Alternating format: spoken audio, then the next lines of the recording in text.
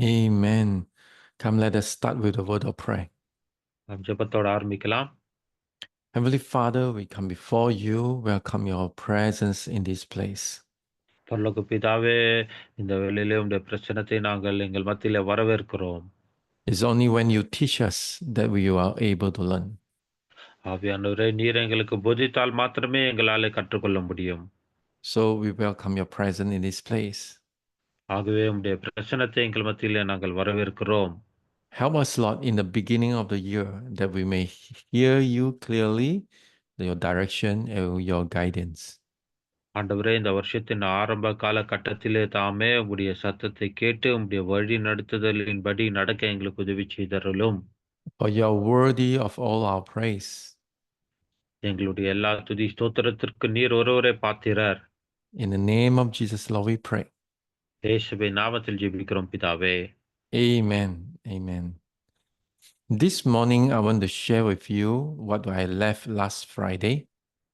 கடந்த வெள்ளிக்கிழமையில எந்த தலைப்பில பார்த்தோமோ, அதை தொடர்ச்சியாக இன்றைக்கும் நாம் பார்க்க போகிறோம்.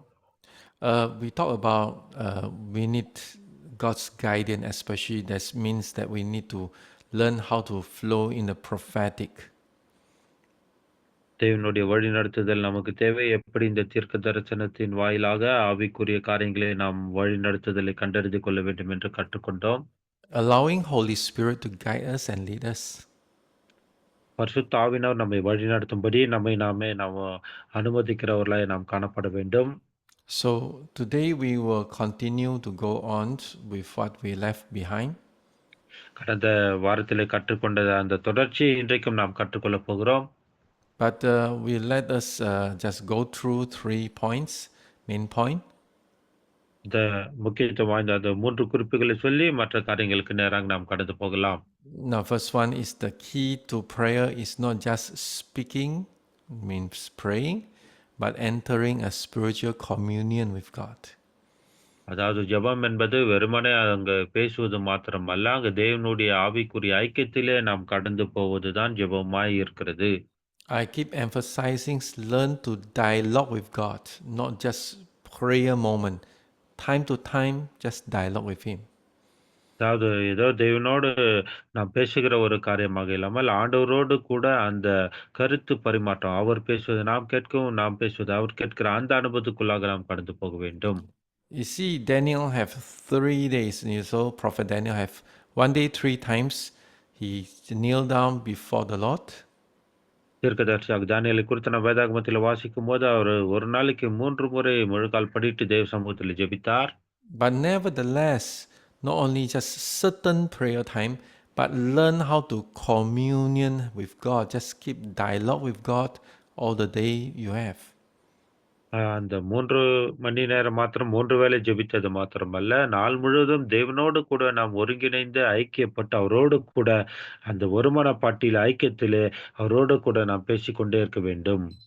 George Mueller say, I never pray more than 5 minutes, but I never have 5 minutes, I never pray. அதாவது 5 நிமிடத்திற்கு மேலாக நான் ஜெபித்ததில்லை என்று ஜார்ஜ் முல்லர் சொல்லுகிறார். அது மாத்திரமல்ல, அந்த 5 நிமிடமே என்னுடைய வாழ்க்கையில் அது திரும்ப திரும்ப ஜெபிக்கிற ஒரு ஜெபமாக காணப்படுகிறது. That shows that he lived in a life of prayer instead of just a ritual of prayer. அவர் என்ன சொல்ல வருகிறார் என்றால், ஏதோ ஒரு பாரம்பரியமாக 5 நிமிடம் ஜெபித்து விடுவதல்ல, தொடர்ச்சியாக நாள் முழுவதும் தேவனோடு கூட அந்த ஜெப ஐக்கியத்திலே அவர் நிலைத்திருக்கிறேன் என்று சொல்லுகிறார். Second point that we shared last week is the foundation of the revelatory prayer is seeking God's will. கடந்த வாரத்தில் நாம் பார்த்த அந்த 2வது குறிப்பு என்னவென்றால், இந்த வெளிப்பாட்டின் ஜெபத்திற்கான அந்த அடித்தளம் என்னவென்றால், தேவனுடைய சித்தத்தை ஜெபத்திலே நாம் தேடுவது. You see, revelation is showing God's will. So if you don't have the heart to know what is God's will, then what's the point you want to hear from Him? அதாவது இந்த வெளிப்பாடு சொல்லும்போது, அந்த வெளிப்பாடு என்பது தேவனுடைய சித்தத்தை நமக்கு வெளிப்படுத்துகிறதாய் காணப்படுகிறது. அப்படி தேவனுடைய சித்தத்தை அறிந்து கொள்ளுகிற இருதயத்தை உடையவர்களாய் நாம் இல்லாமல் இருந்தால், ஜெபிப்பதில் எந்த பிரயோஜனமும் கிடையாது. Set your heart, say, Lord, I want to know your will. Set your heart, say, Lord, I'm seeking your heart. ஆண்டவரே, என்னுடைய இருதயம் உம்முடைய சித்தத்துக்காக வாஞ்சிக்கிறது. ஆண்டவரே, உம்முடைய இருதயத்தின் வாஞ்சைகளை நான் அறிந்து கொள்ள விரும்புகிறேன் என்று அப்படிப்பட்டதான ஜெப இயக்கங்கள் நம்மிலிருந்து வெளிப்பட வேண்டும். Number three, we talk about a various way or common way that God reveals us through our prayer. எப்படிப்பட்ட விதங்களிலே, பல்வேறு விதங்களிலே ஜெபத்தின் வாயிலாக தேவன் நமக்கு வெளிப்பாடுகளை கொடுக்கிறார் என்பதை குறித்தும் நாம் பார்த்தோம். First thing, very important, is through the scripture.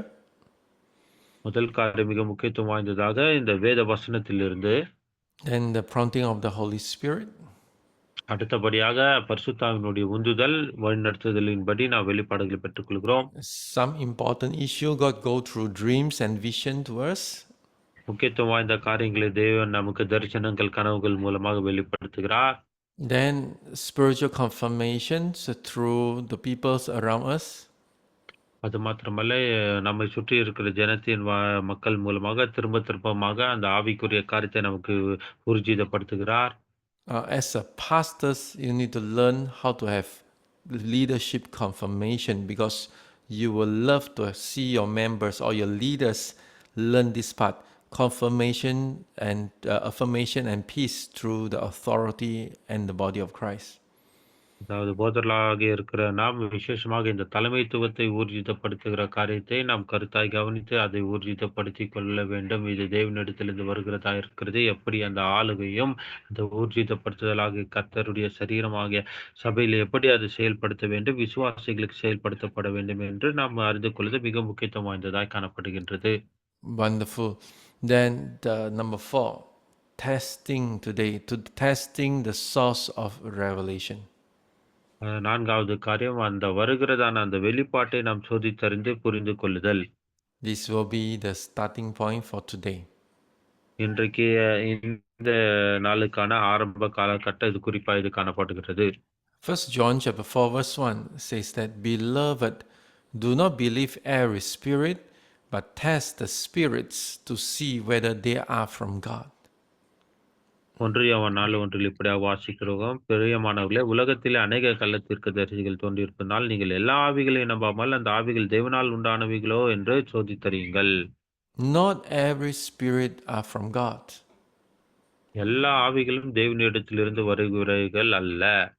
That is very important. We must understand the spiritual realm. ஆவிக்குரிய விஷயத்திலே இந்த காரியத்தை நாம் புரிந்து கொள்வது மிக முக்கியத்துவம் வாய்ந்ததாக காணப்படுகின்றது. Demons can fake the voice of God, and even they are fallen angel will pretend like an angel of light. அதாவது தள்ளப்பட்ட அந்த தூதர்கள் அந்த தெய்வ தூதலை போல நம்மிடத்தில் இடைப்படலாம். பிசாசின் வஞ்சகத்தன்மையான அந்த சத்தங்கள் தெய்வ சத்தத்தை போல நம்மை வஞ்சிக்கலாம். I have one time this experience. Some sister insists to come to my prayer meeting. ஒரு முறை என்னுடைய மன்னிக்கவும், ஒரு முறை என்னுடைய ஜெப கூட்டத்திற்கு ஒரு சகோதரி இப்படியாக வந்து என்னை ஜெபிக்க சொன்னார். The moment when she sing in the spirit, அவர் இப்படியாக ஆவியிலே பாடல்களை பாடும்போது, you see, she came few times. First time she came, my members all feel headache, very pain in the head. அவர் ஒரு சில முறை எங்களுடைய சபைக்கு வந்தார். முதல் முறை அவர் எங்களுடைய சபைக்கு வந்தபோது எங்களுடைய எல்லா விசுவாசிகளும் ஒரு விதமான தலைநோவினால அவர்கள் கஷ்டப்பட்டார்கள். She even came to our service. My members all, the moment she was around and she is, her singing the spirit totally like freak out everyone. இன்னொரு முறை அவர் வந்து இப்படியாக சபையில அந்த பாடல்களை பாடி, ஆவிக்குரிய பாடல்களை பாடி இப்படி ஆவியில நிரம்பும்போது என்னுடைய விசுவாசிகளுக்கெல்லாம் ஒரு விதமான அசமாதானத்தின் உணர்வாக அவர்களுக்கு இருந்தது. But the very last time when she came, கடைசி முறையாக அவர் எங்கள் சபைக்கு வந்தபோது, when she started to sing, அவர் பாடலை பாட ஆரம்பிக்கும் போதே the Lord opened my eyes, see what really happened. என்னுடைய கண்களை தேவன் திறந்து என்ன நடக்கிறது என்று பார்க்க வைத்தார். A white fog, a white, like air smoke, just once she speak, just like a radiant, just spread through us. And when she that thing came to me, she just the white color fog. It's not a light, it's like a smoke. When when that increase, when it came to me, just hit my heart that bad. அதாவது அந்த சகோதரி இப்படியாக ஆவியிலே நிரம்பி பாடலை பாட ஆரம்பித்த உடனே, நான் கண்களை திறந்து பார்த்தேன். அப்போது வெண்மையான புகை போன்ற ஒரு காரியம் எல்லார் மேலும் வந்து இறங்குகிறதை பார்த்தேன். அது என் அண்டையில வந்து என்னுடைய இருதயத்தை அப்படியே தாக்கினதைப் போல ஒரு உணர்வு எனக்கு உண்டானது. அது ஒரு வெளிச்சம் அல்ல, ஒரு புகை போன்றதான ஒரு காரியம். You know, then and then I stopped the worship. I just call her aside, go out from the prayer room, and then I issue an and request never come back to us anymore. அதாவது உடனே அந்த ஆராதனை நிறுத்திவிட்டு அந்த சகோதரியை பார்த்து சொன்னேன், "நீங்கள் இனிமேல் எங்கள் ஆராதனைக்கு வர வேண்டாம். இப்படியாகப்பட்ட காரியங்களை செய்ய வேண்டாம்" என்று சொல்லி அவர்களுக்கு நான் சொன்னேன். She praise you. அவர்கள் உங்களை துதிப்பார்கள். Yeah, I mean what she does. She praise the pastor. She praise me. Always praise me. அதாவது அந்த சகோதரி என்ன பண்ணுவாங்கன்னா, எப்போதும் என்னை உயர்த்தி, துதித்து எனக்கு என்னை பிரியப்படுத்தும்படி வார்த்தைகளை பேசுவார்கள்.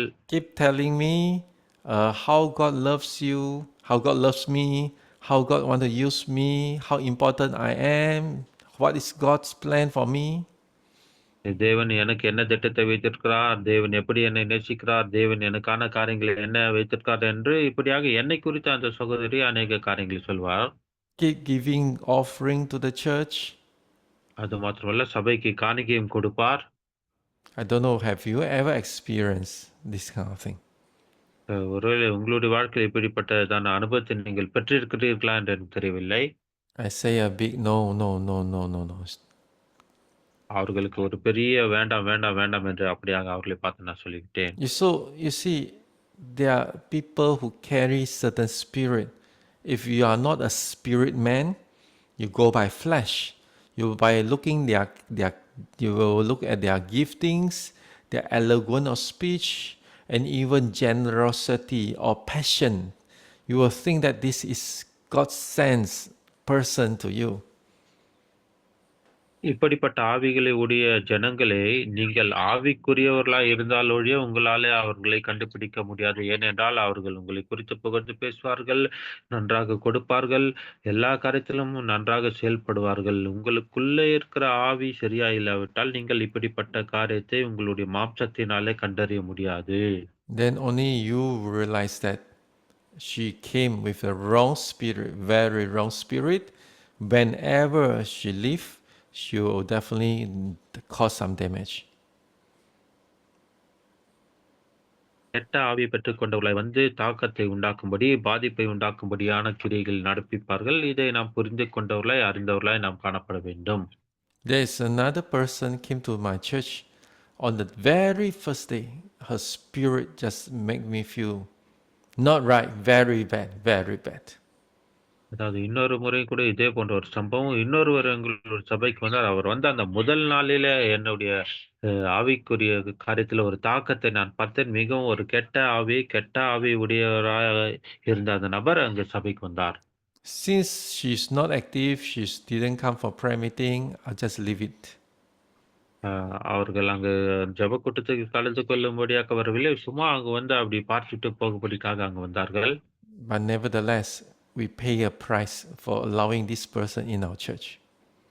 இப்படிப்பட்டதான நபர்களை நாம் நேசிக்கும்போது, அதற்கான கிரயத்தையும், பாதிப்புகளையும் நாம் பெற்றுக்கொண்டவர்களாய் தான் காணப்படுவோம். And we lost a member, and that member totally like brainwashed by her. இதன் வாயிலாக ஒரு விசுவாசியை கூட நாங்கள் இழந்துவிட்டோம். ஏனென்றால் அந்த வந்த நபர், அந்த இன்னொரு விசுவாசி வேறு விதமான விதத்திலே அவர்களுடைய தலையை கெட்ட விஷயங்களினாலே நிரப்பி, மழுப்பி சபையை விட்டே அவர்கள் எடுத்துக்கொண்டு போய்விட்டார்கள்.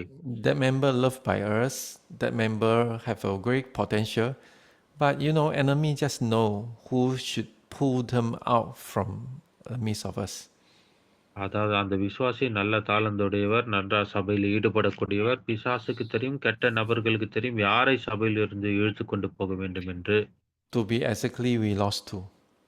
Not ஆகவே including her, we lost two.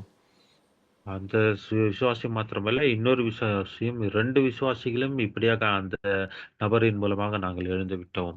You see, the example I give you is going to tell you something that Pastors, you need to be a spirit man. You need to know, not look everything by your eyes, by the physical. You must go deeper, sense in your heart. What does this thing really, what actually this spirit is moving? ஆகவே இந்த உதாரணங்களை ஏன் நான் உங்களுக்கு சொல்கிறேன் என்றால், போதகர்களாகிய நீங்களும் மாம்ச கண்களினாலே வெளிப்படையாய் பார்க்கிறவர்களாயிராமல், ஆவிக்குரியவர்களாய் இருந்து உள்ளான அந்த இருதயத்தில் ஆவியானுடைய வழிநடத்துதலின்படி இப்படிப்பட்டதான காரியங்களை நீங்கள் ஆராய்ந்து அறிந்தவர்களாய் காணப்பட வேண்டும் என்பதற்காக இதை உங்களுக்கு சொல்லுகிறேன். Matthew says, Matthew 7, 20, verse 20 says that, thus you will recognize them by their fruits. மத்தேயு 7:20 இப்படியாக வாசிக்கிறோம். அப்படியே அவர்களுடைய கனிகளின் வாயிலாகவே நாம் அவர்களை கண்டறிந்து கொள்ளலாம் என்பதாக. You have to check their background. Are they changing? They are hopping from one church to another church, to another church, to another church. அவர்களுடைய பின்னணியத்தை நீங்கள் கூர்ந்து கவனிக்கிறவர்களாக காணப்பட வேண்டும். ஒரு சபையிலிருந்து இன்னொரு சபைக்கு, ஒரு சபையிலிருந்து இன்னொரு சபைக்கு, ஒரு சபையிலிருந்து இன்னொரு சபைக்கு போகிற நபர்களாக இருக்கிறார்களா என்று அதை குறித்து நீங்கள் கண்டறிய வேண்டும். Some people will come to you, they'll act like they are the victim. ஒரு சிலர் உங்கள் அண்டையிலே வருவார்கள். அவர்களை பார்க்கும்போதே மிகவும் பரிதாபமா இருக்கும். ஏனோ பாதிக்கப்பட்டவர்களைப் போல அவர்கள் காணப்படுவார்கள். You have to check the background to know more before you really, persuade by their words. அவர்களுடைய வார்த்தைகளை நீங்கள் நம்புவதற்கு முன்பாக அவர்கள் எப்படிப்பட்ட பின்னணியில் வந்தார்கள், எப்படிப்பட்டவர்கள் என்பதை புரிந்து முதலாவது நீங்கள் அதை அறிந்து கொண்டவர்களாய் காணப்பட வேண்டும். You see, that is only on the human level, I'm saying. நான் சொல்வது இது இந்த மனித சரீர பிரகாரத்திலே இப்படியாக நாம் காரியங்களை நடப்பிக்கிறவர்களா இருக்கிறோம். What even more when you are praying? What even more when you are praying and you are engaging spiritual realm? அதாவது அதுக்கு அடுத்தபடியாக நாம் இப்படியாக ஜெபிக்கும் போது, ஆவிக்குரிய மண்டலங்களில் இருந்து ஜெபிக்கும் போது, இதையெல்லாம் நாம் கண்காணிக்கிறவர்களாய் காணப்பட வேண்டும். So basically, when you can't see in the spirit, unless you are very prophetic, you can see the spirit, but there is still roots, there's still principle help you to discern or at least counter check, quality control, QC, whether that receiving in your mind is from the Lord. அதாவது நீங்கள் தீர்க்க தரிசனத்தின் காரியங்களை பெற்றவர்களா இருந்தால் மாத்திரமே இந்த ஆவிக்குரிய மண்டலங்களில் நடக்கிற காரியங்களை கண்டறியலாம். அதற்கு மேலாக ஒருவேளை அப்படி இல்லாவிட்டாலும் கூட நீங்கள் பார்க்கிற காரியங்களே அதனுடைய தரம் எப்படி என்பதை நாம் சாதாரணமான அந்த பார்க்கிற பார்வையிலே ஆவிக்குரியவர்களா இருந்தால் இந்த காரியங்களை கண்டறிவதற்கான அடிப்படை காரியங்களையும் நாம் அறிந்து கொள்ள வேண்டியது மிக அவசியமா இருக்கிறது. So the first one, the scripture principle, meaning that you need to refer back to the Logos. When you have Rhema, you have to refer back to the Logos, the Word of God.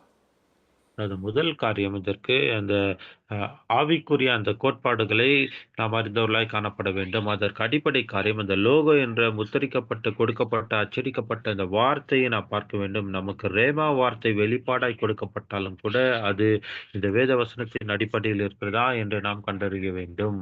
There's a brother want to borrow money from a church, and the situation, the pastor evaluates, and they feel that it is okay to lend money to this brother.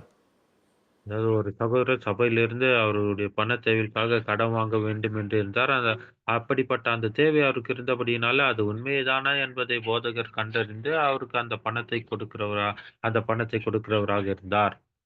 Then they draft a simple agreement with a very little interest on that lending of money. ஆகவே அந்த சபையிலிருந்து அவருக்கு கடன் கொடுக்க ஒப்புக்கொண்டு மிகவும் குறைவான அந்த வட்டியின் அடிப்படையில் அவருக்கு அந்த கடனை கொடுக்கும்படியான பேச்சுவார்த்தை நடந்து ஒப்புக்கொண்டார்கள். Then suddenly the pastor feels something not right. Let's go back to the Bible. Then he checked, the Bible says, do not impose interest when you lend money to your brother.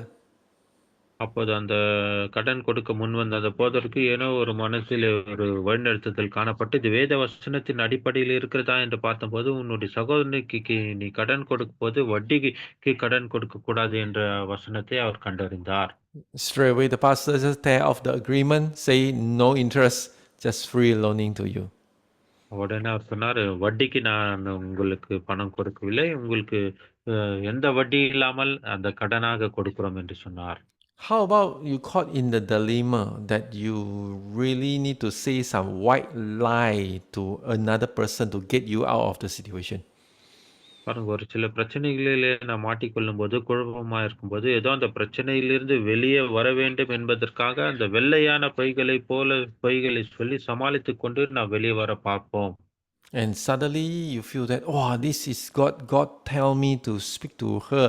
Say, oh, because of this and this, and we couldn't do it. ஆண்டவர் எனக்கு இதை வெளிப்படுத்தினார். ஆனால் இப்படிப்பட்ட காரியங்கள், அப்படிப்பட்ட காரியங்கள், காரணங்கள் இருப்பதனாலே இதை உங்களுக்கு செய்ய முடியாது, இது நடக்காது என்று அப்படி நாம் சாக்கு போக்கு சொல்லுகிறவர்களா இருக்கிறோம். Is this inspiration in your mind aligned with the character of God? நீங்கள் சொன்ன அந்த வெளிப்பாடு தேவனுடைய குணநலத்திற்கு ஒப்பிடப்பட்டவைகளாக அது காணப்படுகின்றதா? You see, if you know God's character, you will never do that. உங்களுக்கு உண்மையாகவே தேவனுடைய குணநலத்தை நீங்கள் அறிந்தவர்களாக இருந்தால், கண்டிப்பாக அப்படிப்பட்டதான வெளிப்பாடுகளை நீங்கள் சொல்ல மாட்டீர்கள். As a pastors, the main thing we must be reflecting God's character, not just success in ministry.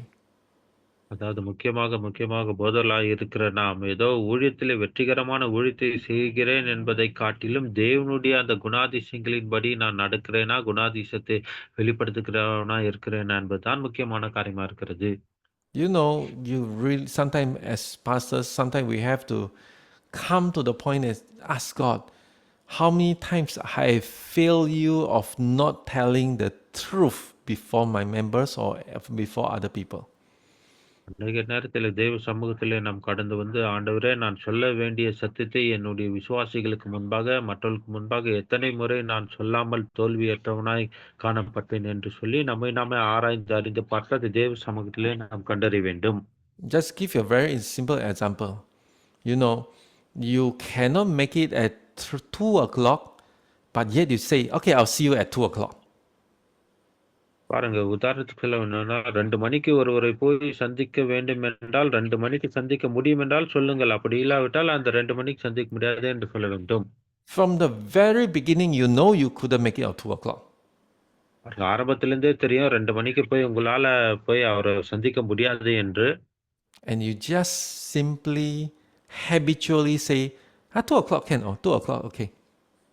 நாம பழக்க வருஷத்துல என்ன சொல்ல, ஓகே, பரவாயில்லங்க, 2 மணிக்கு நான் பார்க்கலாம். 2 மணிக்கு பார்க்கலாம்ன்னு அப்படி சொல்லிடுவோம். And you never rush to go there by 2 o'clock. You never do that. ஆனால் அந்த 2 மணிக்குள்ளாக அங்க போவதற்கு நான் ஒருபோதும் துரிதப்படவே மாட்டோம். And you say, oh, on the way. I got some time. I got member call me. Please, sorry, pastors.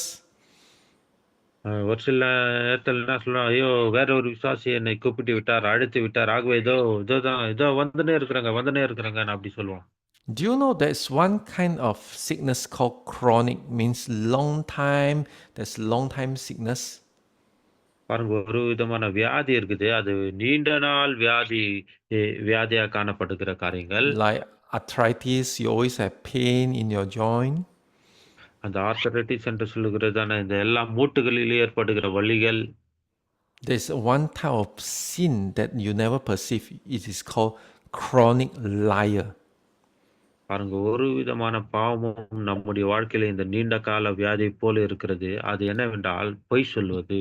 You have lied to the extent that you never know you are lying. பாருங்க, நம்ம பொய் சொல்லுகிறோம் என்பது அறியாமலே அந்த பொய்களை தொடர்ந்து நாம் சொல்லுகிறவர்களாய் காணப்படுகிறோம். You have already purpose to lie so that people feel happy, but at the end you break the promise all the time. பாருங்க, இப்ப பொய் சொல்ல வேண்டும் என்று தீர்மானித்து விட்டோம். ஆகவே அதை செய்ய போகிறோம். அதை அறிந்தும் அறியாமலும், அதை அறிந்தவர்களா இருந்தாலும் கூட அதை தொடர்ந்து நாம் செய்கிறவர்களாய் காணப்படுகிறோம். But if you are a chronic liar, you never even realize that actually you are lying. பாருங்க, நெடுநாள் வியாதி போல இருக்கிறதைப் போல நாம் பொய் சொல்லிக் கொண்டே இருக்கிறதை பழக்கமாக வைத்துக் கொண்டிருக்கிறபடினால், நான் பொய் சொல்லுகிறேன் என்பதே இந்த உணர்வு நமக்கு வராமல் போய்விடுகிறது. So let me ask you a question. If this kind of chronic lying reflect the character of God, இப்போது உங்களை பார்த்து ஒரு கேள்வி கேட்க விரும்புகிறேன். இப்படிப்பட்டதான தொடர்ச்சியான பொய் சொல்லுகிறதான பழக்கம் நமக்கு இருக்குமானால், அது உண்மையாகவே தேவனுடைய குணத்தை உடையதாய் காணப்படுகிறதா? if people owe you money, if let's say just in case people owe you money, இப்போ யாரோ உங்களுக்கு பணம் கொடுக்க வேண்டும் என்று வைத்துக் கொள்ளுங்கள் உதாரணத்துக்கு. and he actually couldn't pay you back this week, அவர்கள் S pastor please. if they actually cannot pay you back on this week by this week, ஒருவேளை இந்த வார கடைசிக்குள்ளாக அவர்கள் கொடுக்க வேண்டும் என்று இருந்த அந்த காலகட்டத்துக்குள்ளாக கொடுக்க முடியாவிட்டால், then but he just say, no worry, Friday sure I'll give to you. இல்ல பரவாயில்லப்பா, அதுக்குள்ள அந்த வெள்ளிக்கிழமைக்குள்ள நான் குடுத்துருவேன்னு சொல்றது. Will you be happy? நீங்க ஒருவேளை அந்த விஷயத்துல அப்படி சந்தோஷப்படுவீங்களா அப்படி சொன்னா? Will God be happy? தேவன் அதுல சந்தோஷப்படுவாரா? So you see, spiritual principle. The first one is scripture's principle is aligning with the truth and aligning with the character of God. ஆகவே இந்த முதலாவது காரியம் என்னவென்றால், இந்த வசனத்தின் அடிப்படையில் இருக்கிறது கோட்பாடு, அது தேவனுடைய சத்தியத்திற்கோடு ஒருங்கிணைந்து காணப்பட வேண்டும். அது மாத்திரமல்ல, தேவனுடைய குணாதிசயத்திலும் அது ஒருங்கிணைந்து காணப்பட வேண்டும். Just in case you have an idea not saying the full truth and you thought it is from God. அதாவது நீங்கள் அந்த முழு சத்தியத்தை சொல்லாமல் இருக்கும்போது, அது தேவனிடத்திலிருந்து வந்ததாக நாம் சொல்ல முடியுமா? Second one is the fruit of the Spirit. 2வது காரியம் ஆவிக்குரிய கனி. Does the word of God bring peace, obedience, and faith? அந்த வேத வசனமானது சமாதானத்தையும், கீழ்ப்படிதலும், அங்கு விசுவாசத்தையும் கொடுக்கிறதாய் காணப்படுகிறதா? If the Lord say this, you feel peace, and you know that you are aligned with God's will. இந்த தேவ வார்த்தை வரும்போது அதிலே நாம் சமாதானத்தை உணர்ந்து அதிலே தேவனோடு ஒருங்கிணைந்தவர்களாய் காணப்படுவதற்கு எதுவாய் இருக்கிறதா? Okay, there's one time there's a brother, not from my church, seeking me for help. ஒரு சகோதரன் இருந்தார். என்னுடைய சபை சார்ந்தவர் அல்ல. ஒருவர் என்னுடைய உதவி நாடி வந்தார். He committed terrible sin. அவர் ஒரு பயங்கரமான பாவத்தை செய்தவராய் காணப்பட்டார். And he say, I wish I could talk to my pastor, my own pastor. அவர் சொன்னாரு, என்னுடைய சொந்த போதகர்களிடத்திலே இது குறித்து நான் பேச வேண்டும் என்று இருக்கிறேன் என்று சொன்னார். And I say, let me pray for you. I will pray for you. So I pray with him. I say, give yourself some time to build that faith build that repentance in you first. அப்போது அவரை பார்த்து நான் சொன்னேன், நான் முதலாவது உனக்காக ஜெபிக்கிறேன் என்று சொல்லிவிட்டு ஜெபித்து விட்டு, நீ முதலாவது இந்த மனம் திரும்புதலை கட்டி உன்னுடைய வாழ்க்கையில எழுப்ப வேண்டும் என்று சொன்னேன். But inside him, he don't feel that this is the right step. ஆனால் அவருடைய உள்ளத்திலோ அவர் நினைத்த காரியம் என்னவென்றால், இது சரியான ஒரு அடி, நான் எடுத்து வைக்கிற அடியாக எனக்கு காணப்படவில்லை என்று அவர் உள்ளத்தில் அப்படி உணர்ந்தார். In fact, he felt that now is the time that he never want to walk away with. He don't want to delay anymore. He want to let this contrite heart help him to enter into full repentance. அதாவது இதை விட்டு அவரால் போக முடியவில்லை, அப்படிப்பட்ட சூழ்நிலை. ஆனாலும் நெருங்குண்டதாய் காணப்பட்டதான அப்படி இருதயத்தின் அடிப்படையில் எப்படியாக அது செய்து முடிக்க வேண்டும் என்றும் அவர் வாஞ்சித்தார். And he followed the peace of his heart, go and see the pastor, go and see the family members. அப்போது அவருடைய உள்ளத்துல ஒரு சமாதானம் ஏற்பட்ட பிறகு போய் அவருடைய குடும்பத்தையும் சந்தித்தார், அவருடைய போதகரையும் போய் அவர் சந்தித்தார். You see, even me as a pastor help him. I'm his friend as a pastor. I help him, but he also honor what the Spirit of the Lord has put in his heart, because I won't be able to know how much Spirit of the Lord work in his heart. பாருங்க, நான் அவருக்கு ஒரு நண்பரா இருந்தேன். நானும் ஒரு போதகரா இருந்தேன். நான் என்னதான் ஜெபித்து சொன்னாலும் கூட, அவருடைய உள்ளத்தில் என்ன இருக்கிறது என்பதை ஆவியானவர் எந்த அளவுக்கு கிரிச்சுகிறார் என்பதை என்னால உணர முடியாது. ஆனாலும் ஆவியானவர் அவருக்குள்ளே கிரியை செய்து இப்படியாக வழிநடத்தினார். Number three is a corporate confirmation. மூ Do spiritual leaders or peers, means if I have a pastor and I have pastor's friend, affirm with this decision. அதாவது 3வது காரியம், குழுவாக வந்து அதை ஊர்ஜிதப்படுத்துதல். அப்படியென்றால் போதகராய் நான் இருக்கிறேன். அதேபோல அநேக போதகர்களாய் கூடி வந்து இதைக் குறித்து ஒரு தீர்மானம் எடுத்து, இது சரி என்று ஆவிக்குரிய விதத்திலே சொல்லத்தக்கதான விஷயம். One thing that we must understand, God not only show you, but God will also try to use others to affirm what you have received.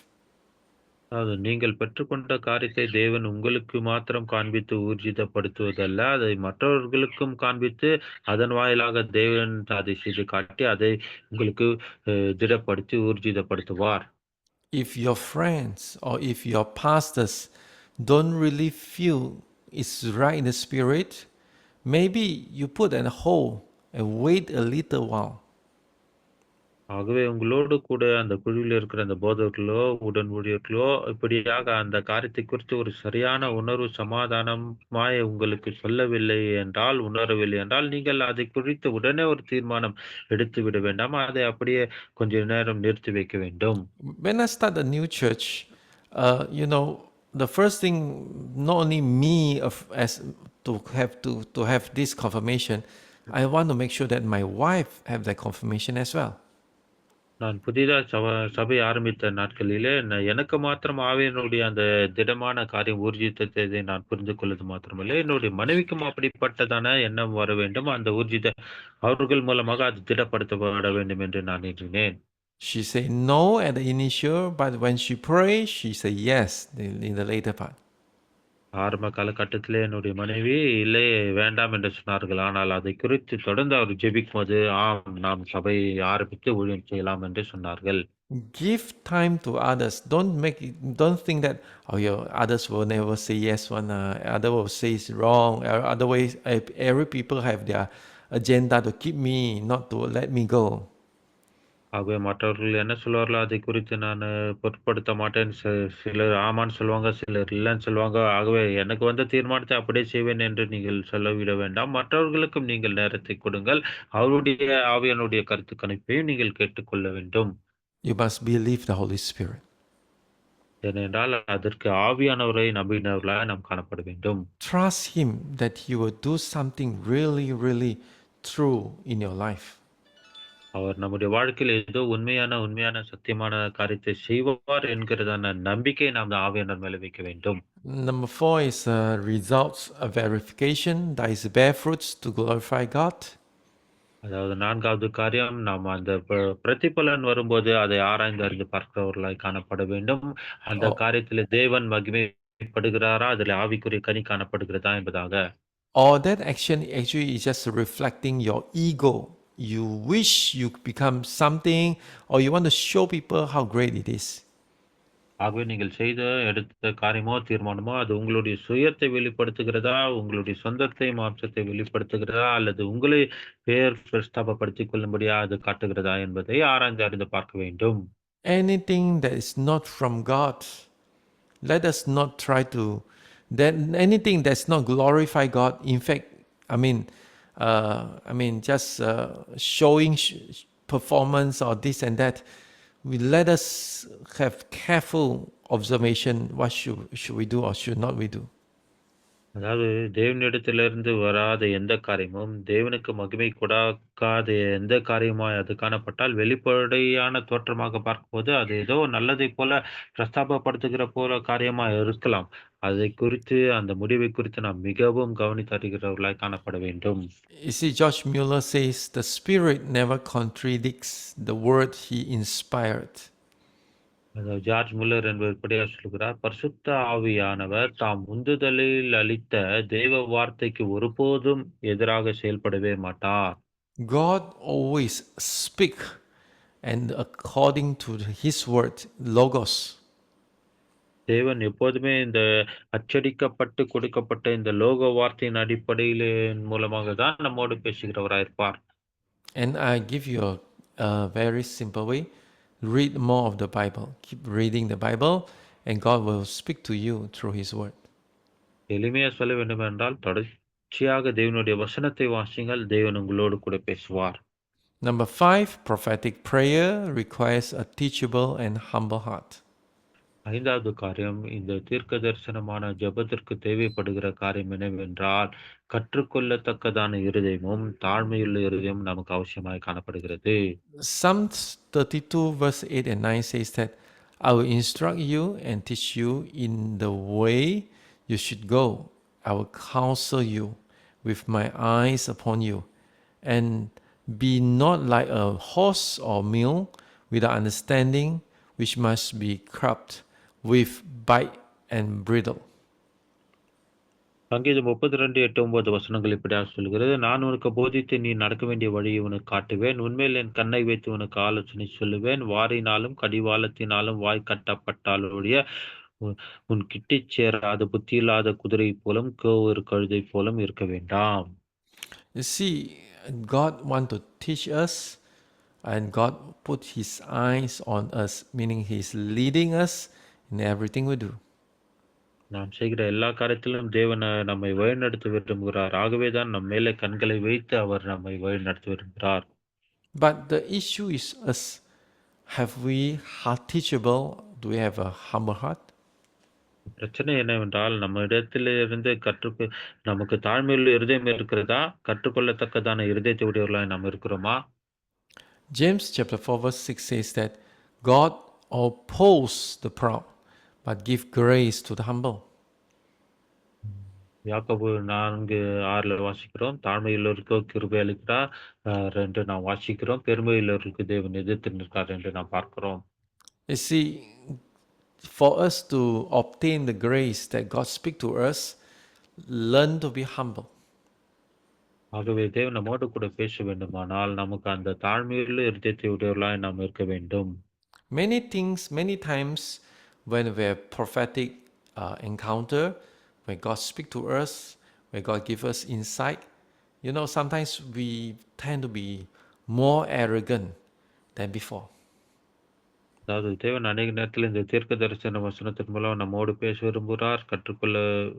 கற்றுக் கொடுக்க வாஞ்சிக்கிறார். ஆனால் நாம் முன்பை காட்டிலும் மிகவும் அதிகமாய் அந்த கர்வமுள்ளவர்களாய் இருக்கிறவர்களாய் காணப்படுகிறவனாலே அது ஒரு தடையாக இருக்கிறது. When we are more humble before God, God will give more. Especially when God give you revelation, God speak through you, you need to be careful. You need to be humble so that God will give you more. ஆகவே நீங்கள் மிகவும் ஜாக்கிரதையுள்ளவர்களாகவும், தாழ்மையுள்ளவர்களாகவும் காணப்பட வேண்டும். எந்த அளவுக்கு நம்மை நாமே நாம் அதிக தாழ்மையுள்ளவர்களாய் காணப்படுகிறோமோ, அந்த அளவுக்கு தேவனுடைய வெளிப்பாடுகளும் நமக்கு அதிக அளவிலே கொடுக்கப்படுகிறதா இருக்கிறது. ஆகவே அதை குறித்து நாம் மிகவும் ஜாக்கிரதையுள்ளவர்களா இருக்க வேண்டும். I have that incidents now. I have that encounter like after preaching a long series or preaching in a church camp or whatever conference, and when I finish everything, I feel my pressure, my burden have lifted off. I become speaking carelessly. பாருங்க, ஏதோ ஒரு கூட்டத்திலோ, ஒரு சபை காரியங்களோ, மற்ற இடத்துல ஒரு நீண்ட செய்தியை நான் பிரசங்கித்த பிறகு ஒரு ஒரு சமாதானத்தையும், ஒரு அதை செய்து முடித்து விட்டேன் என்ற அந்த உணர்வு வரும்போது, மற்ற விதமான பேச்சுகள் கவனக்குறைவு இல்லாமல் போகிறதாய் காணப்படும். I don't know whether you have this, these words. When people drink or take drugs, they have that kind of sensation called ecstasy. பாருங்க, இதை நீங்கள் புரிந்து கொண்டிருக்கிறீர்களா என்று தெரியவில்லை. அந்த மதுபானம் குடிக்கிறவர்கள், போதைப் பொருள் எடுத்துக்கிறவர்கள் அந்த உச்ச நிலைமைக்கு போய் விடுவார்கள். I find that after a long, big ministry, when it's complete, when it's success, I find kind of like fell into a sensation of ecstasy. நானும் கூட அநேக நேரத்தில் ஒரு பெரிய ஊழியத்தை வெற்றிகரமாய் செய்து முடித்த பிறகு, பெரிய தொடர் பிரசங்கத்தை செய்து முடித்த பிறகு, ஏதோ ஒரு உச்சகட்டத்தை அடைந்தவனைப் போல அந்த உணர்ச்சியை நான் உணர்ந்திருக்கிறேன். I become more happy, very happy. I become very light, and I start to tell jokes. Put down my defense, and that is the moment where I make mistake. அந்த நேரத்துல மிகவும் உற்சாகமானவனாய் காணப்படுவேன். சந்தோஷமா இருப்பேன். ரொம்ப உற்சாகமா இருப்பேன். ஜோக்கெல்லாம் அடிப்பேன். இதுதான் நாம் செய்கிற ஒரு தவறாய் காணப்படுகிறது. Few years ago, I start to observe this issue. Every time after a successful ministry, I will go and try to be alone. I'll try to humble myself. I try not to go to the public. I try to quiet myself in the room. ஆகவே ஒரு சில வருடங்களுக்கு முன்பாக இதை நான் கற்றுக்கொண்டேன். இப்படியாக ஒரு பெரிய ஊழியத்தையோ, பெரிய தேவனுக்காக பிரசங்கத்தையோ, மற்ற காரியத்தையோ செய்து முடிக்கும்போது, பொதுவாய் எல்லாரிடத்திலும் போகாமல், என்னை நானே தனிமைப்படுத்திக் கொண்டு ஒரு அறையில போய் அங்கே தேவனுடைய சமூகத்தில் இருப்பேன். And I tell God, God, protect me, help me not to make mistake in this very moment. ஆகவே ஆண்டவரிடத்திலே போய் அவர் சமூகத்தில் சொல்ல, ஆண்டவரே இந்த தருணத்திலே நான் தவறு செய்யாதபடி, பாவம் செய்யாதபடி என்னை பாதுகாத்துக் கொள்ளுங்க என்று அவருடைய சமூகத்திலே போய் தனியாக அமர்ந்திருப்பேன். This has been the practice for these few years for me. இ இதுவே ஒரு சில வருடங்களாக என்னுடைய வாழ்க்கையின் அந்த ஊழியத்தை முடித்த பிறகு செய்கிற ஒரு பழக்கமாய் காணப்படுகிறது.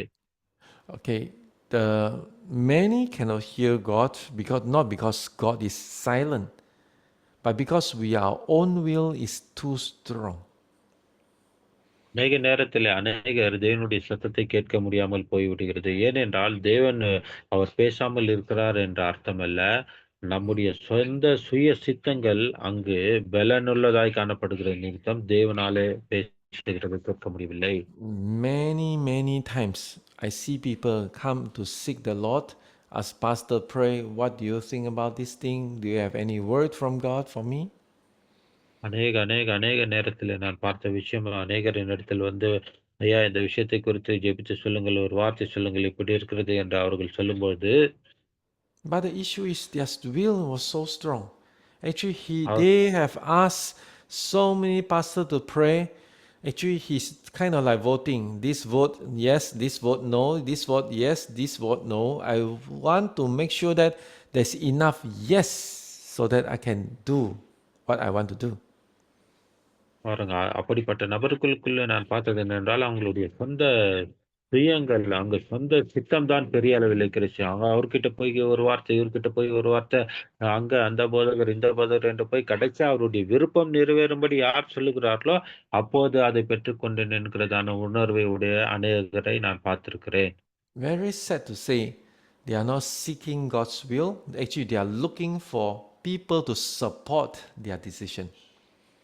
மிக வருந்தத்தக்க காரியம் என்னவென்றால், அப்படிப்பட்ட நபர்கள் முழுமையாக தேவனுடைய சித்தத்தை தேடாமல், தாங்கள் நினைக்கிற காரியத்திற்கு உதவியாக எந்த போதகராவது அப்படிப்பட்ட வார்த்தைகளை சொல்லுவார்களா என்று அப்படி வாஞ்சிக்கிற நபர்கள்.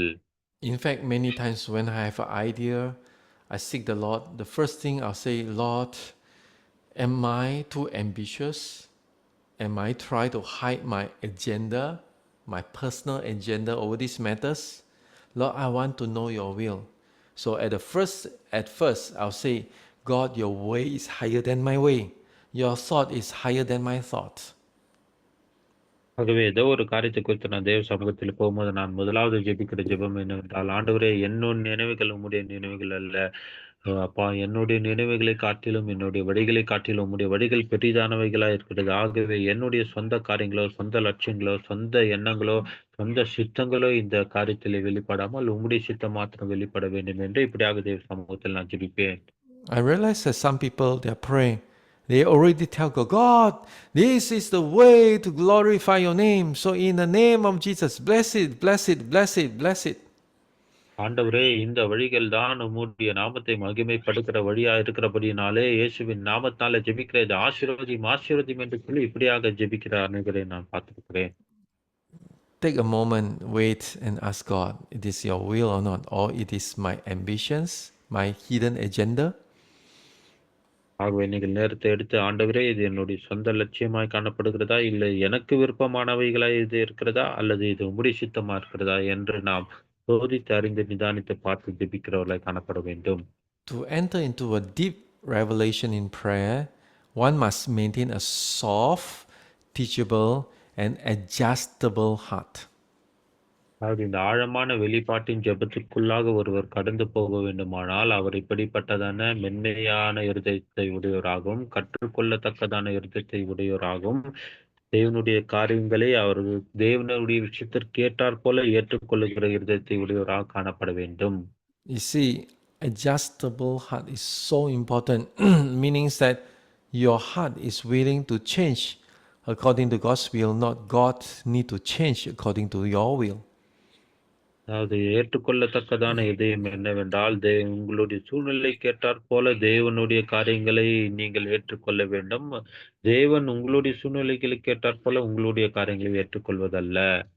You see, true prophetic intercessors do not boast and of hearing, "Oh God, show me this vision, my prediction, or my God say this thing so accurate," but rather is humbly obey and walk it out.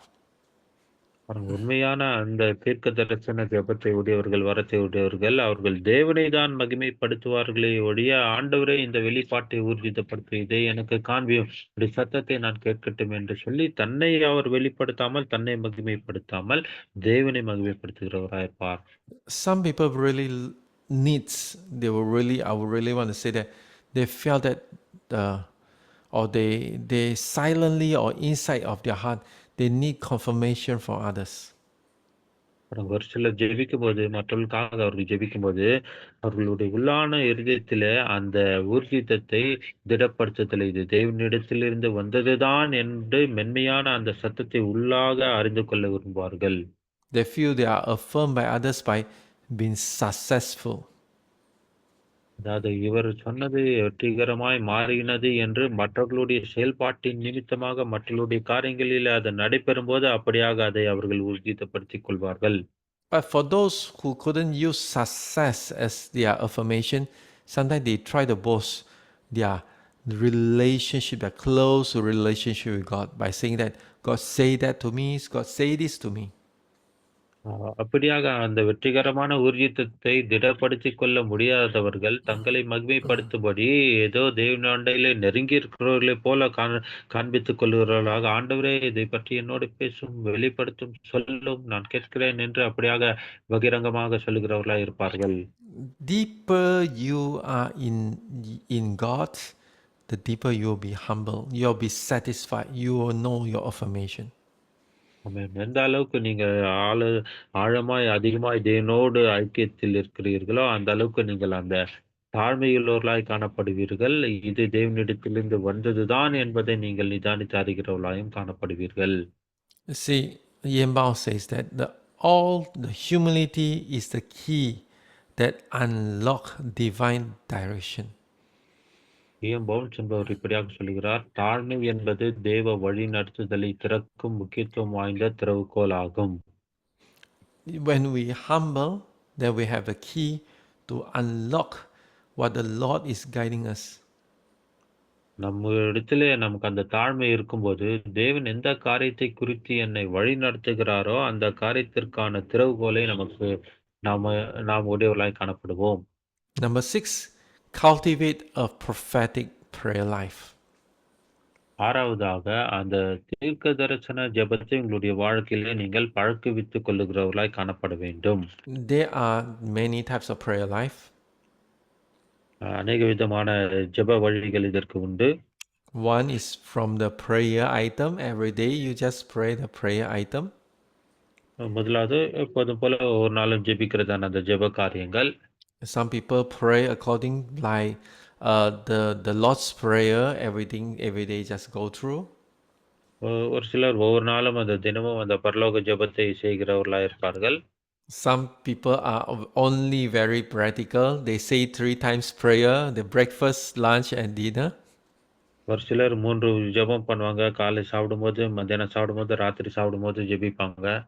Some parents every day they just pray for their children, pray for the husband. ஒரு சில பெற்றோர்கள் ஒவ்வொரு நாளும் அந்த பிள்ளைகளுக்காக, கணவன் மனைக்காக அனுதினம் ஜெபிக்கிறவர்களாக காணப்படுவார்கள். You see, the prayer is powerful. You can move more than that. பாருங்க, ஜெபம் என்பது மிக வல்லமையுள்ளதாய் காணப்படுகிறது. இதைக் காட்டிலும் இன்னும் வல்லமையான காரியத்தை அது நடப்பிக்கும். Isaiah 50, verse 4 says that the Lord God has given me the tongue of those who are taught, that I may know how to sustain a word with him, a word he who is weary. Morning by morning he awakens my ears to hear as those who are taught. ஏசாயா 50:4 இப்படியாக வசனம் சொல்லுகிறது, இளைப்படைந்தவனுக்கு சமயத்திற்கேற்ற வார்த்தை சொல்ல நான் அறியும்படிக்கு கர்த்தராகிய ஆண்டவர் எனக்கு கல்விமானின் நாவை தந்தருளினார். காலைதோறும் என்னை எழுப்புகிறார். கற்றுக்கொள்ளுகிறவர்களைப் போல நான் கேட்கும்படி என் செவியை கவனிக்கச் செய்கிறார். See, the Bible says that God awakened us. God has, and day by day, He taught us. He wants us to listen to Him. That then, when we have a ears that listen to Him, then only we can have a tongue that's like a person who was taught. அதாவது தேவன் அனுதினமும் நம்மை எழுப்புகிறவராக இருக்கிறார். அவருடைய சத்தத்தை நாம் கேட்க வேண்டும் என்று விரும்புகிறார். காலைதோறும் நம்மை எழுப்பி கற்றுக்கொள்ளுகிறவரைப் போல நான் கேட்கும்படி அவருடைய சத்தத்தை கவனிக்கிறவனாய் இருக்கும்படிக்காக நமக்கு அப்படியான காரியங்களை அவர் செய்கிறவராக இருக்கிறார். And another verse says that verse 46 of Psalm, verse 10 says that, "Be still and know that I am God." இன்னொரு வசனத்திலே சங்கீதம் 46:10 இப்படியாக வாசிக்கிறோம். நீங்கள் அமர்ந்திருந்து நானே தேவன் என்று அறிந்து கொள்ளுங்கள். You see, to sit down to be taught by God, and another one is to be still before God. It is a different type of prophetic prayer life. பாருங்க, இந்த தீர்க்க தரிசன ஜெபத்திலே 2 விதமான காரியங்கள் இங்க சொல்லப்பட்டிருக்குது. ஒன்று தேவ சமூகத்திலே நாம காத்திருந்து அந்த காரியங்களை கற்றுக்கொள்வது. இன்னொன்று அவருடைய சமூகத்திலே நாம் அமர்ந்திருந்து அறிந்து கொள்வது, அவருடைய சத்தத்தை கேட்டுக்கொள்வது. I did mention about dialogue. Like Josh Mueller says that I never pray more than 5 minutes, but never 5 minutes I never pray. அதாவது அவரு இப்படி ஜார்ஜ் மில்லர் சொன்னது போல, அந்த ஆண்டவரோடு கூட பரிமாற்றமுக்கு நாம் பேசுகிற ஒரு வழக்கம், 5 நிமிடம் மாத்திரம் ஜெபிப்பதல்ல. என்னுடைய ஜெப நேரம் 5 நிமிடத்திற்கு அதிகமாக, அதாவது அனுதினமும் ஜெபிக்கிற அனுபவத்தை உடையவனாக இருக்கிறார் என்று சொல்லியிருக்கிறார். But nevertheless, you need something more than that, meaning that you need to have some moment that Holy Spirit will be uninterruptedly speaking to you. இது மாத்திரமல்ல, பரிசுத்த ஆவியானவர் எந்தவித தடையும் இல்லாமல் தொடர்ச்சியாக உங்களோடு கூட இடைப்படுகிறவராக காணப்பட வேண்டும். First one, prepare your heart. முதலாவது உங்களுடைய இருதயத்தை நீங்கள் ஆயத்தப்படுத்திக் கொள்ள வேண்டும். Quiet your spirit, remove distraction. You need to create time like this. இப்படிப்பட்டதான நேரத்தை நீங்கள் உருவாக்கிக் கொள்ள வேண்டும். அது என்னவென்றால், கவனச்சிதறல்களை அங்கே வராமல், கவனச்சிதறல்கள் வரக்கூடாது. நம்முடைய ஆவியை அமர்த்தி தேவனுடைய சமூகத்திலே அமர்ந்திருப்பது. If your spirit is not instilled, not quiet, then a lot of your own thoughts, your own, burden, your own anxiety will cross that moment that you cannot hear from God. அதாவது உங்களுடைய ஆவியானது அங்கு அமர்ந்திருக்காவிட்டால், உங்களுடைய சொந்த எண்ணங்களும், சொந்த சித்தங்களும், சொந்த காரியங்களும் உங்களை திசை திருப்பி தேவனுடைய சத்தத்தை கேட்கக்கூடாதபடிக்கு அது தடை செய்கிறதாய் காணப்படும். Pastors, you are very busy. You are a good husband. Sometimes at home, children and wife move around. They are all talking. That is not going to be, good when you are quiet. அதாவது நீங்கள் ஒரு நல்ல கணவனா இருக்கிறீர்கள். உங்களுக்கு வீட்ல மனைவி, பிள்ளைங்கள் இருப்பாங்க. அவங்க எல்லாம் பேசிக்கொண்டு இருப்பார்கள். அங்க இங்க சத்தம் வரும். ஆகவே நீங்கள் அப்போது அப்படி அமர்ந்து உங்களால ஜெபிக்க முடியாது. தேவனுடைய சத்தத்தை அந்த சூழ்நிலையில கேட்க முடியாது. Yeah, the beginning of my ministry, we have full-time worker, including pastors in the office. என்னுடைய ஆரம்ப காலகட்ட ஊழியத்திலே நாங்கள் 5 பேர்களா இருந்தோம். அலுவலக ஊழியர்கள், உடன் ஊழியர்களாக சேர்ந்து. Pastors in the room, but we junior pastors We are all of the full-time worker. We are working in the open space. அதாவது அங்க உடன் ஊழியர்கள், மற்ற ஊழியர்கள் என்று இப்படியாக நாங்கள் இருந்தபடியினால, அங்க வெளிய வந்து நாங்கள் அப்படியாக அங்க ஜெபிக்கிற வழக்கம் உண்டு. So many times when I enter office, I didn't go to the open office. I go to a small room. There and there, God able to speak to me. அங்க அங்க வெளிப்படையா இருக்கிற அந்த ஆஃபீஸ்ல போய் நான் உட்கார மாட்டேன். ஏனென்றால் எல்லாரும் பேசிக் கொண்டிருப்பார்கள். ஆகவே உள்ள போய் ஒரு தனிமையான அறைமையில உட்காருவேன். அங்க தேவனோடு நான் பேச ஆரம்பிப்பேன். Now I am a senior pastor. I have my own room. Praise the Lord. Then there and there, I will turn on the music. I will quiet before the Lord. Many times I even turn off my phone so that I can seek the Lord. இப்போது நான் senior பாஸ்டரா இருக்கிறபடினால எனக்கு என்று தனிமையான அறை உண்டு. ஆகவே அந்த அறைக்கு போவேன். நாங்க இசை கருவிகளை வாசிக்கிற அந்த இசையை நான் போட்டுவிட்டு, என்னுடைய ஃபோனை ஆஃப் செய்துவிட்டு, தேவனுடைய சத்தத்தை கேட்டு அங்க அமருவேன். Then, secondly, is to enter the awareness of God's presence, deepen the worship. பாருங்க 2வதாக அங்க தேவனுடைய சமூகத்திலே நாம் நுழைவதற்கான அந்த கண்காணிப்பை உடையவர்களாய் இருக்க வேண்டும். அப்படிப்பட்டதான காரியம் தான் நம்மை இன்னும் ஆழமான ஆராதனைக்குள்ளாக நடத்தி செல்லும். Many of you have been worshiping God for ages, for decades. அநேக வருடங்களாக நாம் தேவனை ஆராதித்து துதித்துக் கொண்டிருக்கிறோம். அது நம்முடைய பழக்கமா இருக்கிறது. But you know, the key of this thing is, are you serious in that morning's worship? ஆகவே அந்த காலை ஆராதனைகளிலே நீங்கள் உண்மையாகவே அதற்கு சிரத்தை எடுத்து கவனத்தை கொடுக்கிறவர்களா இருக்கிறீர்களா? If you just simply pick a very common song and sing, you're not going to receive anything. ஏதோ ஒரு சாதாரண ஒரு ஆராதனை பாடலை எடுத்து ஒரு சாதாரணமா ஒரு பாட்டு பாடுனா, அதுல எந்த பிரயோஜனமும் இல்லை. எதையும் நாம் பெற்றுக்கொள்ளவும் போவதில்லை. Yes, you are 50 years pastors, 40 years pastors. நீங்க 50 வருஷமா பாஸ்டரா தான் இருக்கிறீங்க. 40 வருஷமா பாஸ்டரா தான் நம்ம இருக்கிறோம். But are you serious today? That is the key. இன்றைக்கு முக்கியமான காரியம் என்னவென்றால், அதை குறித்து நீங்கள் அக்கறையும் கவனமும் உள்ளவர்களாய் இருக்கிறீர்களா? When you are serious, you close your door, you quiet yourself, and you worship. Let me tell you, the veil is just open. You just enter into the presence of God. நீங்கள் அந்த காரியத்திற்கு முக்கியத்துவம் கொடுக்கும்போது அறைக்கதவை பூட்டி உங்களை தனிமைப்படுத்தி தாழ்த்தி தேவ சமூகத்தில் வரும்போது அப்போது தேவ சத்தத்தை கேட்கிறவர்களாய் காணப்படுவீர்கள்.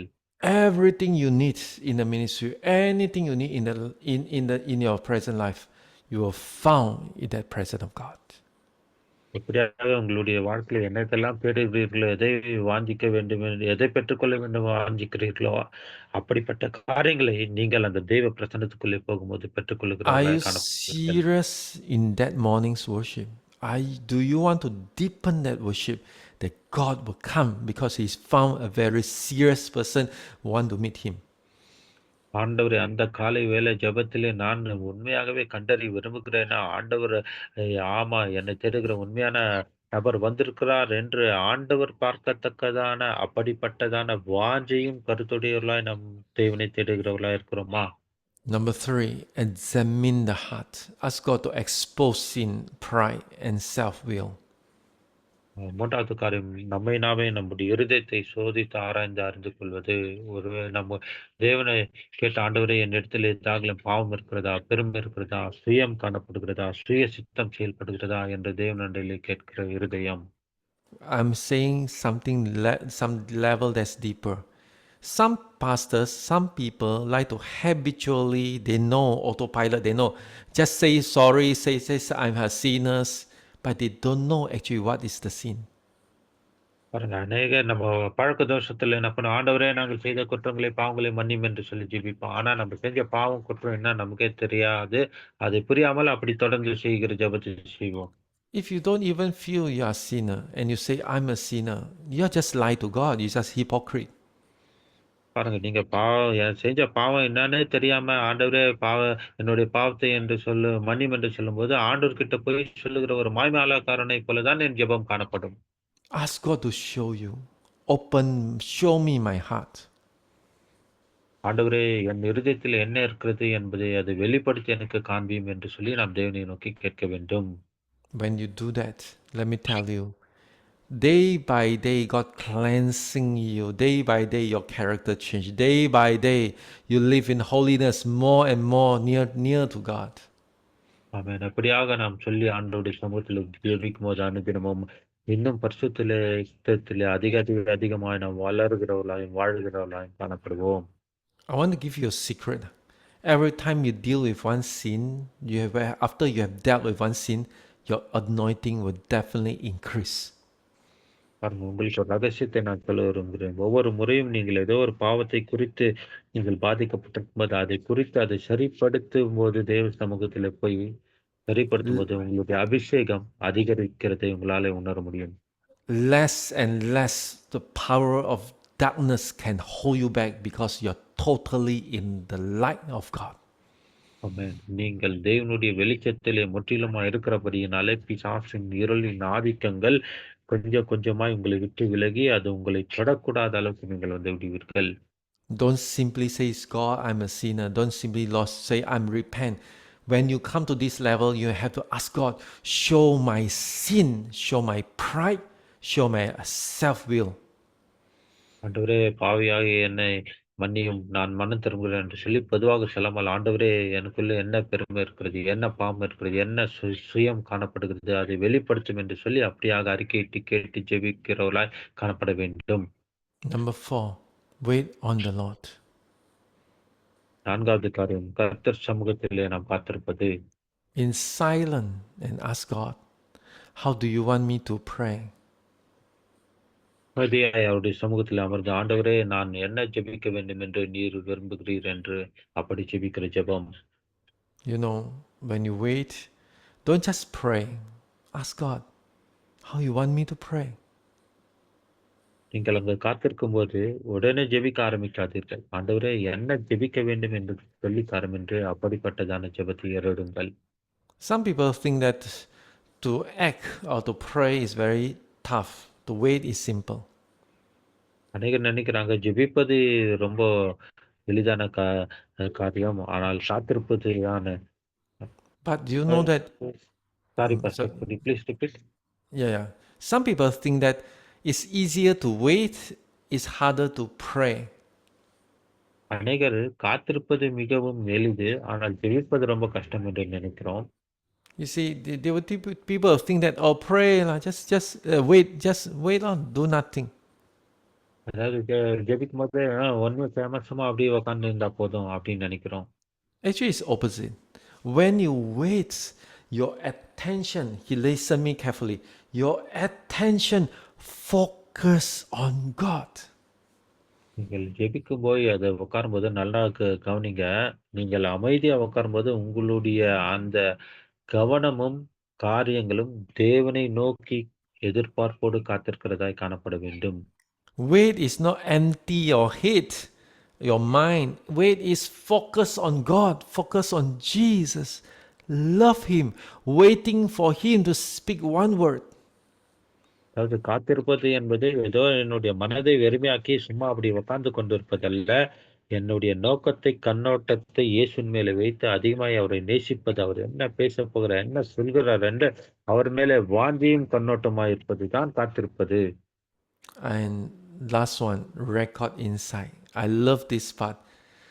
Mother Hema of Pastor Stanley do that so regularly on a daily basis. Wonderful. பாருங்க, நான் விரும்புகிற வாஞ்சிக்கிற ஒரு காரியம் இதுதான். 5வது காரியம், உங்களுக்கு வருகிறதான அந்த வெளிப்பாடுகளை நீங்கள் எழுதிக் கொள்ள வேண்டும். ஐயா ஸ்டான்லி அவர்கள், தாயார் ஏமா அவர்கள், இப்படியாக அவர்களுக்கு வருகிற அந்த வெளிப்பாடுகளை எழுதி வைப்பது அவர்களுடைய பழக்கமா இருக்கிறது. You write down the impression or inspiration and confirmation for discernment later.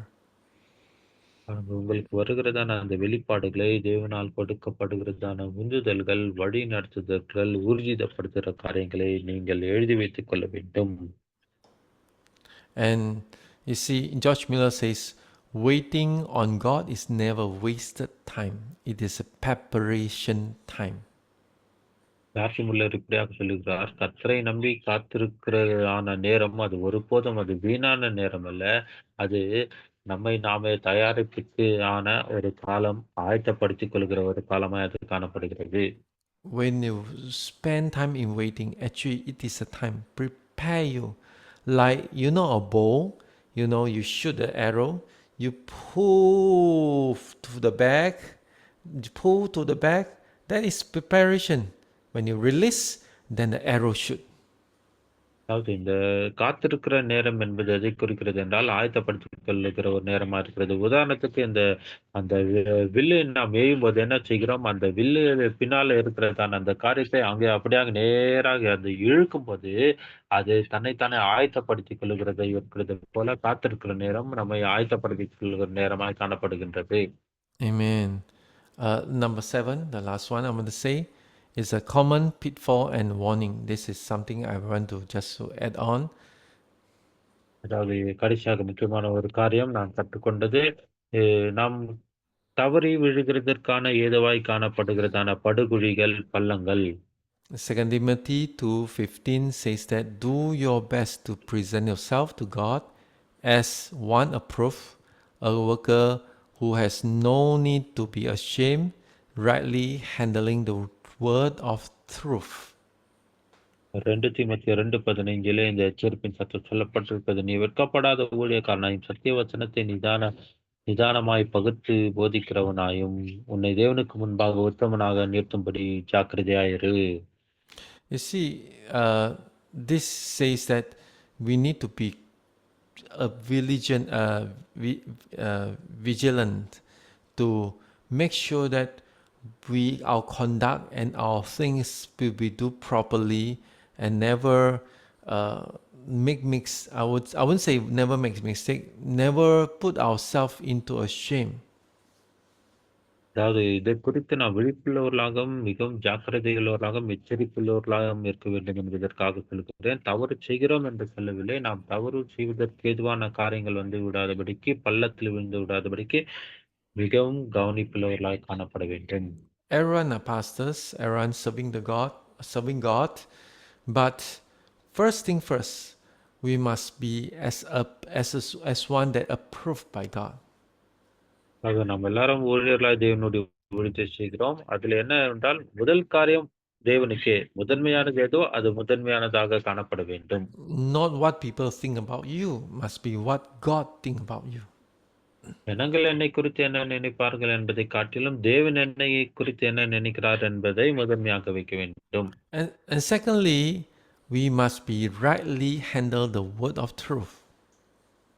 இரண்டாவதாக தேவனுடைய சத்திய வார்த்தையை சரியான விதத்திலே நாம் கையாளுகிறவர்களாய் காணப்பட வேண்டும். So the way we handle truth is our main job as a pastors, our main job. போதர்களாய் நமக்கு இருக்கிறதான முக்கியத்துவம் முதன்மையான வேலை என்னவென்றால், சத்திய வசனத்தை எப்படியாக நாம் கையாளுகிறோம் என்பதிலே காணப்பட வேண்டும். So there are few things that there are some common pitfall or danger that's listed here. இங்கு ஒரு சிலதான படுகுழி போன்ற பள்ளங்களும், விழிப்புள்ளவர்களாய் இருந்து எச்சரிக்கையாய் செயல்பட வேண்டிய காரியங்களும், ஜாக்கிரதையாய் இருக்க வேண்டிய காரியங்களை குறித்து இங்கு கீழே சொல்லியிருக்கிறேன். Okay, first one, soulish prayer, misquartering as revelation, meanings that you pray through, you are mistaking emotion or intuitions for divine prompting.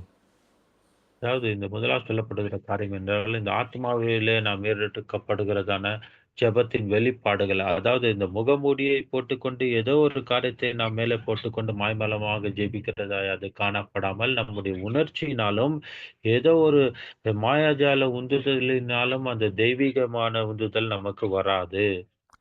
Just example like, don't even think that when you cry, when you are so moved, you cry, then whatever you say is going to be correct.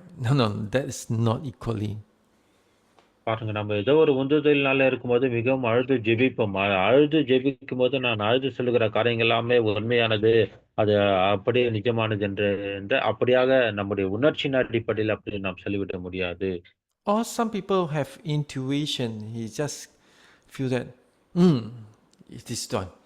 You know, sometimes your is this one, even though it's correct, it's still just intuition. பாருங்க, ஒரு சிலருக்கு ஒரு விதமான உந்துதல் வரும். அப்படின்னு சொல்லுவாங்க. அப்படின்னு சொல்லும்போது, ஆமா இது தேவனிடத்திலிருந்து வந்தது தான். ஒருவேளை அந்த சொல்றது சரியா இருந்தாலும், அது உண்மையாகவே அந்த உணர்ச்சியிலிருந்து வந்ததா? இல்ல தேவனுடைய உந்துதலா என்று நாம் கண்டறிய வேண்டும். What is the truth? The truth is you are able to say God said to you. If in that so-called revelation there's no God in that place, it's still not God. பாருங்க, உண்மையானது என்றால், அது உண்மையாகவே தேவனிடத்திலிருந்து வந்ததாய் காணப்படும். ஒருவேளை நீங்க ஏதோ ஒரு உந்துதலினாலே, மற்ற காரியங்களினாலே அந்த காரியத்தை வெளிப்பாட்டை சொன்னால், அது தேவன் இல்லாமல் இருந்ததானால், அது தேவனிடத்திலிருந்து வந்ததல்ல. Number two, spiritual pride, using revelation as a badge of status. பாருங்க 2வது இந்த ஆவிக்குரிய பெருமை. இந்த வெளிப்பாட்ட ஒரு சிலர் பெருமிதமா எண்ணுவாங்க. அது நான் தான் இந்த வெளிப்பாட்ட சொல்றேன்ற அப்படியான ஆவிக்குரிய பெருமை. Number three, avoiding accountability, saying God told me to excuse personal decision. அதாவது சொந்த அத கணக்கு ஒப்பிப்பதை நாம் நிராகரித்தல். தேவன் சொன்னதை நமக்கு சாதகமாக நாம் ஏற்படுத்தி, அதற்கான சாக்கு போக்குகளை சொல்லி, நம்முடைய தனிப்பட்ட தீர்மானங்களுக்கு ஏதுவாக காரியங்களை நடப்பிப்பது. Kind of like saying that, oh, actually, I doesn't want to do that. It is God asked me to do. So if I do anything wrong, you ask God. Don't ask me. God asked me to do. அதாவது தேவன் எனக்கு இதை சொன்னார். அதுல ஒருவேளை ஏதாவது பிரச்சனை இருந்தா நீங்க தேவன் கிட்ட கேட்டுங்க. ஏனென்றால் அது எனக்கு தெரியாது. தேவன் செய்ய சொன்னார், நான் சொன்னேன் என்று அப்படி சொல்வது. Number four, neglecting discernment. He act harshly, meaning act quickly, before asking, before testing, means act harshly without testing or confirmation. அதாவது நமக்கு வருகிறதான அந்த வெளிப்பாடுகளை நாம் புறக்கணித்தல், அதை சரியான விதத்திலே கவனிக்காமல் இருப்பது, துரிதமாய் செயல்படுவது, அதை சோதித்து அறியாமல், அதை ஊர்ஜிதப்படுத்திக் கொள்ளாமல், ஏதோ ஒண்ணு வந்தது சொன்னோம் என்று அப்படியாக நாம் சொல்வது. So after years and years, we must learn how to be slow a little bit. ஆகவே அநேக வருடங்களாக நாம் இப்படியே பழக்குவிக்கப்பட்டவர்களாய் காணப்படுகிறோம். ஆகவே இப்போதுக்கான நேரம் அதை நிதானமாய் நிதானித்து பார்த்து சோதித்தறிந்து செயல்படுத்தப்பட வேண்டும். If my will was too strong, must be some problem now. அதாவது என்னுடைய சொந்த சித்தம் அங்கு பலனாய் கிரியை செய்கிறது என்றால் ஏதோ பிரச்சனை உள்ள இருக்கிறது என்ற அர்த்தம். See, Ian Bowles again says that revelation without humility produce deception. N bones அவர்கள் மறுபடியும் சொல்லியிருப்பார், தாழ்மை இல்லாத அந்த வெளிப்பாடு என்பது ஏமாற்றத்தையும் வஞ்சகத்தன்மையும் அது உண்டாக்குறதாய் காணப்படுகிறது. So true, very true. இது மிக மிக ஒரு உண்மையான ஒரு விஷயம். At the end, I want to conclude prophetic prayer is a dialogue between the Holy Spirit and our spirit. அதாவது கடைசியாக சொல்லி முடிக்கிறேன். இந்த தீர்க்க தரிசன ஜெபம் என்பது தேவனோடு நீங்கள் பேசுவது, பரிசுத்த ஆவியானவர் உங்களோடு இடைப்படுவது, உங்களுடைய ஆவியோடு அவருடைய ஆவியினை கிரியை செய்வது. The spirit leading requires quietness, humility, and obedience. ஆவியானுடைய வழி நடத்துதலிலே காணப்பட வேண்டியது அமைதியும், சாந்தமும், தாழ்மையும், கீழ்ப்படிதலும். And when the church restores prophetic prayer, spiritual direction and breakthrough will follow. இப்படியாக சபையிலே இந்த தீர்க்க தரிசனமான ஜெபத்தின் காரியங்கள் மீட்டெடுக்கப்படும் போது காணப்படும் போது அங்க நடக்கிற சம்பவங்கள் என்னவென்றால், ஆவிக்குரிய வழிநடத்துதலும் மாபெரும் விடுதலையும் அங்கு தொடர்ந்து வருகிறதை நம்மால் பார்க்க முடியும். Amen. Amen. Praise the Lord. I will close with a word of prayer. நாம் ஜெபத்தோடு முடிக்கலாம். Heavenly Father, give thanks for these sessions that we're able to learn together. பரலோக பிதாவே, நாங்கள் கூடி வந்து ஒருங்கிணைந்து ஜெபித்து கற்றுக்கொள்ளும்படிக்கு எங்களுக்கு கொடுத்த இந்த வாய்ப்புக்காக நன்றி செலுத்துகிறோம். Bless everyone as we learn to really walk deeper, closer with you.